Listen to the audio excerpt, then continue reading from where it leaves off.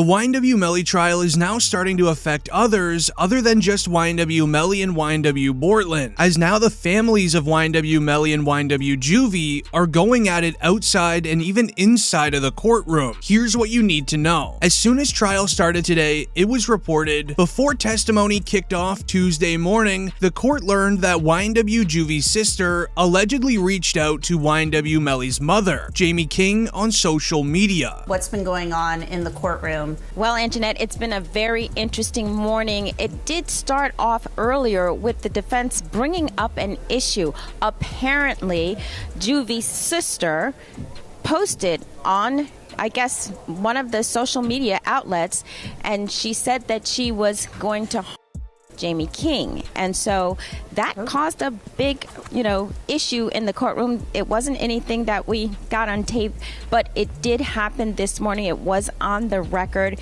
and she has a bodyguard now. So that was one of the first issues that the court dealt with this morning, and it was interesting because the judge did basically say, if you needed more security, I can get it for you. Ultimately, it was determined that the security she had, the bodyguard, was going to be enough. So this has even led to YNW Melly's mother, Jamie King, now having 24/7 security with her at all times inside and around the courtroom. Allegedly, this has affected YNW Melly, making him very concerned for his mother, as within hours of that report, we would then find the back and forth between the families on social media. A shout out to Reddit, because we had to do some digging to find the sister. Now, this is the sister, Ashley Monique. And let me show you the post that she had posted on Facebook, because, honey, it was quite the stir. So she posted this screenshot from Jamie King, YNW Melly's mother, and she said, "Pest control, who called about?" Now, that was in regards to a post made by Trayvon Glass on his Instagram page, where he basically said that he's not worried about anything, and if he's come him. So in a nutshell, Melly's mom is calling Trayvon Glass a, and Monique replied back and says, "A is when you do something wrong and not take responsibility and then go and set somebody up because you're scared to lay down." She goes on to say, "That's not the case here. Fetty was Juvy's friend, not Melly. He was only around because Juvy brought him." Now in the comments, somebody says she better find something safe to do. Another person replied back and says, "Very well said." Another person tagged Jamie, and somebody else said, "Come get." Now, Ashley was in the comments and says, "She even has a bodyguard, child." Another person replied and says, "Yeah, she need one because she's talking like she's 200 pounds and she ain't even pushing 100. Now, somebody else posted this and says, "She's going to need them because she in the wrong city talking." Now, I think that when Melly's defense attorneys found this, they submitted it over to the judge and basically was like, Juvy's sister's out here Melly's mom. Now, the judge did state that if Melly's mom needed security, he would issue her security, and then he found out that she had a bodyguard, and that would be sufficient enough. The judge in the trial would then grant free security for YNW Melly's mother. When YNW Melly learned that information from his lawyer, he was seen smiling in the courtroom as he was very stressed out. His lawyer knew that he'd been upset about this situation all day, which is why he looked like he was offering Melly a hug.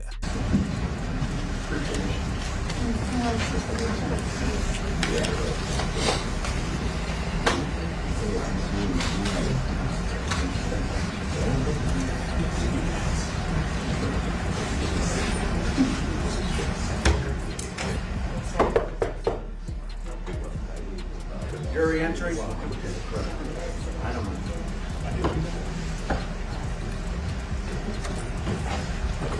As there was even one point where YNW Melly was allegedly in tears in the courtroom as he was that concerned. The trial in general has been taking a toll on YNW Melly's mother, however, as she has spoken out online to reveal that she's been dealing with a lot of stress ever since the trial began. This is even when we saw YNW Melly earlier in the trial trying to comfort her in the courtroom.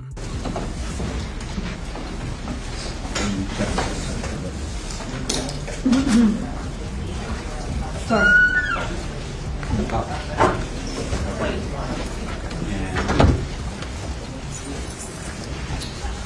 You'll just don't do it. It seemed as if Melly's mother was a huge topic of conversation today. We would see another report sharing YNW Melly's jail phone call to his mother. This was used to help verify the phone number that belonged to each person. To continue, press 1. To disconnect, press 2. Thank you for using Security. You may start the conversation now. Hello? Hey, baby, why did you call my phone where I got my credit card? You should call my phone, baby, because I put money on my phone. It's money on my phone. No, you out of money. I just put my credit card on your phone now. Yeah, you could have. Oh, yeah, you want my credit card.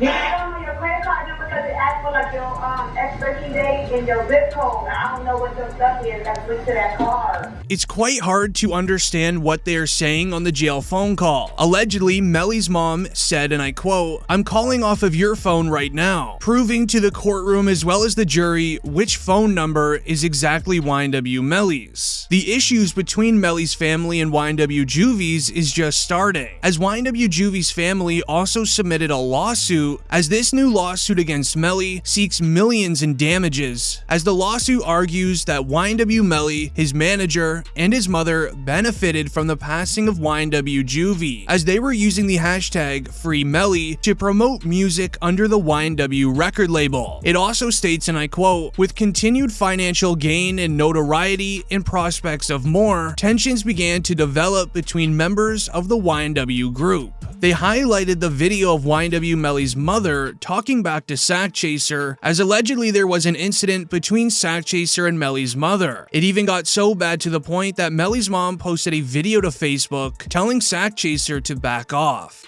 Show me text messages from Sakchaser, all her friends, and all these people, like he's about this life. But I'm saying, like, who you ever out at? What you ever did? You couldn't even take charge. If you don't sit your down and don't ever come for me, because my credentials is real. It ain't even a joke. So don't ever try to come for me, because I don't even play them type of games. Like, what you got that I ain't got? Oh, you your little. I got big. At the end of the day, Melly is my child.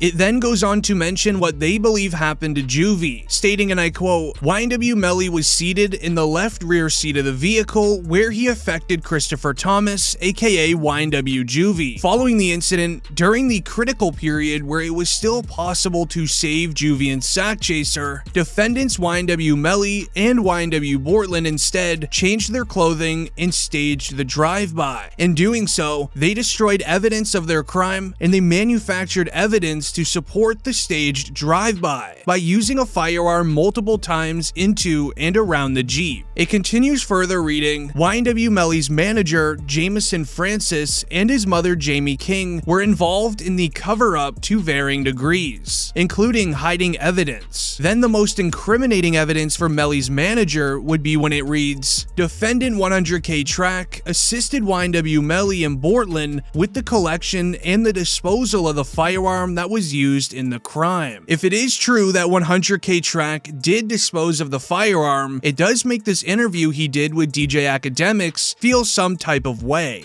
He built a real great solid team away from just being innocent, because he wouldn't do such a crime. He prepared himself and got a proper, defense. Their job is to handle themselves in trial, not on social media. You guys are taking it that way. If they say they got DNA in a car, I'm just gonna tell you, Melly DNA was found in the car. You're gonna think, yeah, his DNA was found in the car the day of the. Oh, he jumped in a car and his DNA was in the car. He did it, okay? But you're not gonna put the fact that this was his car for 6-7 months on those documents and dockets and just automatically be like, yo, he's fried. You don't even know what the defense is. You don't even know what the rebuttal is. You don't even know why that situation occurred. You hear ballistics flying. You don't know what the defense is. You hear this, you hear that. You get what I'm saying? I'm gonna be honest. As 100K Track states that YNW Melly has great defenses on his side, which is true now because there is no firearm. Even YNW Melly's reaction to the evidence stating there is no firearm is a little strange. Why not? So the first thing is I didn't have a firearm, so I can't know which firearm I'm going to use in order to replicate any of my tests. So I can't make tests for this determination because I don't know what firearm was used. Okay. Do you have a... However, here's where the trial turned very weird for the day. Yesterday's trial opened up with a witness taking the stand by the name of Trayvon Glass, a best friend of YNW Juvy. Today we saw Melly's lawyers arguing to the prosecution that they should not be allowed to put YNW Melly's friend on the stand without good reasoning. While doing so, Melly was giving his lawyer a very strange look. On the stand is knowingly, Judge. They knew in the deposition, 1. 2, they knew when I put them on notice with my motion. So they had the opportunity after the deposition, 2, after my motion pointing out we violated the rule of sequestration, just not to call them. They, however, are going to continue to proceed knowing he has violated the rule and put him on the stand. So yes, when we look at it that way, the state may be acting inappropriately. As there's one specific reason why they do not want Trayvon Glass to be allowed to testify. This is due to Trayvon being there on the night of the crime. Thankfully, in his case, he stepped into the red vehicle when leaving the recording studio instead of Melly's car. His job was to clarify if there was any tension between Melly, Sakchaser, and Juvy on this night. However, he ended up answering a very serious question that will most likely affect YNW Melly. The report reads, YNW Melly's friend confirmed that Melly changed clothing at Fredo Bang's house on the night of the crime. Okay. Was that the first time you saw Melly after you guys left the studio? Yeah. Was Melly wearing the same clothes or different clothes than when you saw him at the studio? It was a new day. Nah, he wasn't. Nah, he wasn't. You guys Wasn't wearing the same clothes. Okay. Do you recall what he was wearing? Just had on some shorts. Okay. And as the prosecution revealed earlier that YNW Melly was picked up by rapper Fredo Bang after the crime was done. And Chris Thomas are... So what you're also going to find out is while Mr. Devins is out there on the side of the road, 4 in the morning, 4:42 specifically, he sends a drop pin, digital homing beacon, to his current location, to one of his friends, Frederick Givens. Frederick Givens is also involved in the music industry, and he asked to be picked up. Frederick Givens, then about 11 minutes later, is sent another drop pin where Mr. Devins has moved a couple of meters. What you're going to find out as well, though, is these digital leashes, they have more than just phone calls. However, it was very clear that Trayvon was not taking this case seriously in the slightest. While on the trial's first recess of the day, it would be reported, while on break, witness who was still on the stand was texting and using his phone. All right, you're looking at me now. All right, thank you. I wasn't here. I left the office, left the bench to come. We're in recess, came back in, and counsel suggested to me that you're on the phone and you read something and you're discussing something on the phone. Is that true? It's true. Yes, so did it have anything to do with this case? Not at all. So was it some other business or? So it's me texting. You were texting? Yeah. Were you texting about the case? About it. What were you texting? Texting saying that this wild. That's all I said. I didn't hear you. I said things are wild. That's all I said. Things are wild. It's wild. Anything else? That's it.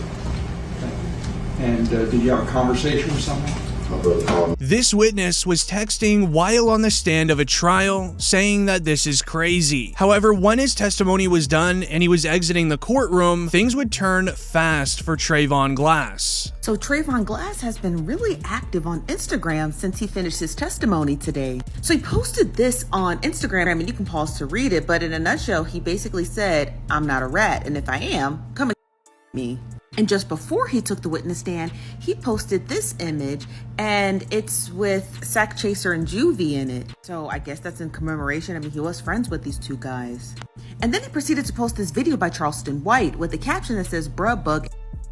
And in the video, Charleston White is basically talking about, if you me up, he's gonna basically snitch to the prosecutors. So I'm curious as to who Trayvon Glass thinks is gonna him up for testifying. Now remember, he did take a phone call while he was in court, and that's when the judge had asked him, basically, who were you talking to? Trayvon had explained it was his brother calling, and he was just concerned about his whereabouts. In my opinion, it sounds like a number of people probably didn't want Trayvon Glass to testify today, so I'm curious as to who it was. With Trayvon's testimony being over for the day, it would lead into the next topic of conversation, as it shares more findings on YNW Melly's cell phone, including incriminating text messages between Melly and his girlfriend at the time if you read through the lines. Moving on to Friday, November 9th, 2029, 20 UTC, 2018. Message from Melly Montana to, again, that baby. What does that one say? You don't with me anyways. I peeped it. You can slide, but God knows I wasn't in her and real breaking. You spoiled everything was given to you.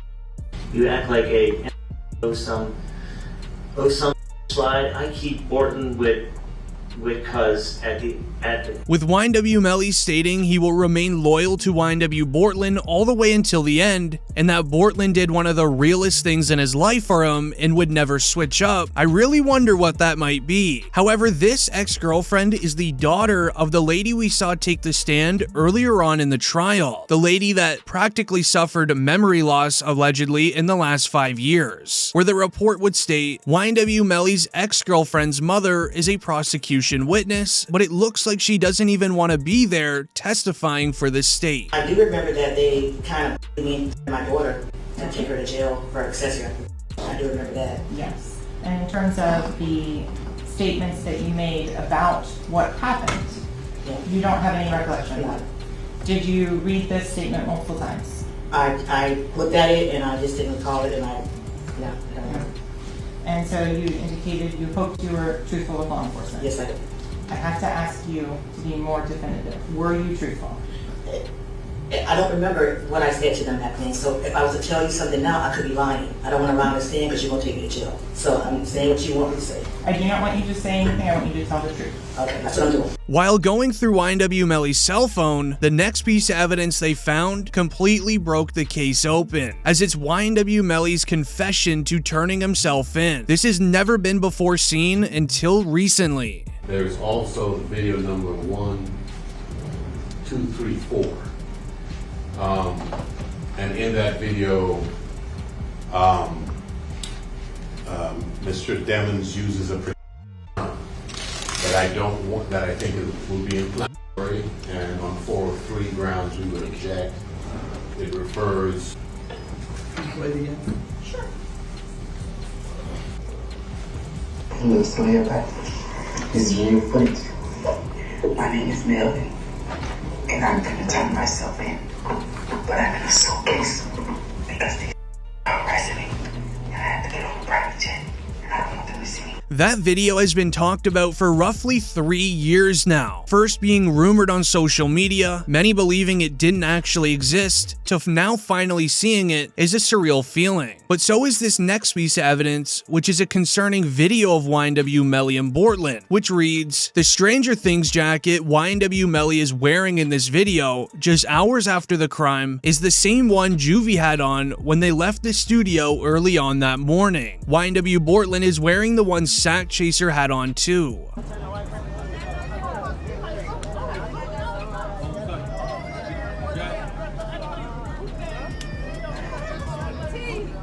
Melly still turned regardless of what happened this early morning.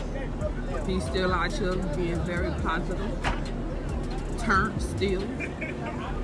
Hey! The dog still turned, regardless of what happened. You already know.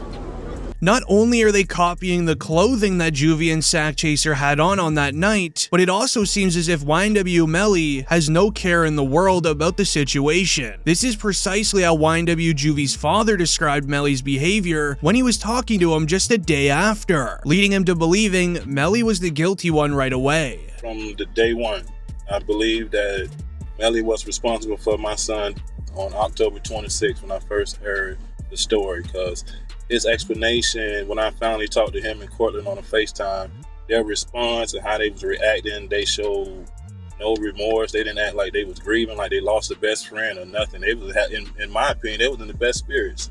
They wasn't reacting to. They act like they didn't have take a loss at all. That's how I took it. And then when I was talking to them, I still had in the back of my mind that something's not right. While YNW Juvy's father was speaking out online about his son, we would even see Juvy's mother, the main person in the lawsuit against Melly's family, appear inside of the courtroom, confirming where her son and where YNW Melly were sitting in the vehicle on this night. Can you state your name, your full legal name for the jury? Leon Phillips. Okay.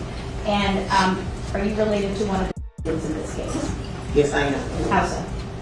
I'm his mother. And who is that? Christopher Thomas.